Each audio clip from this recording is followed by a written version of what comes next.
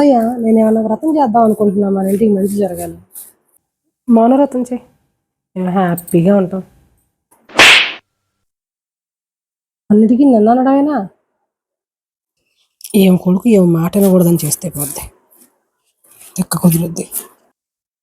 నువ్వు మనసులో అనుకునే మాటలు నాకు వినపడుతున్నాయి.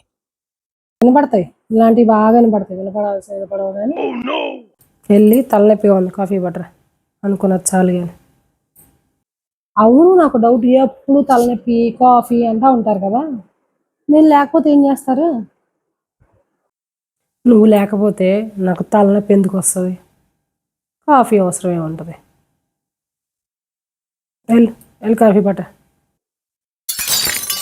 నేను మిమ్మల్ని అడిగాను చూడండి, తీసుకొస్తా ఉన్నాను. ఇదిగోండి కాఫీ.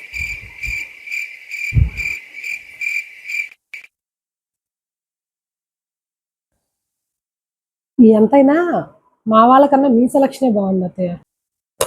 ఇన్నాళ్ళకి అర్థమైందా నీకు? మీరే చక్కగా మీ అబ్బాయికి వెతికి మంచి సంబంధం తీసుకొచ్చేసారు. వాళ్ళకి అసలు సెలక్షనే రాదు. No, no, no, no.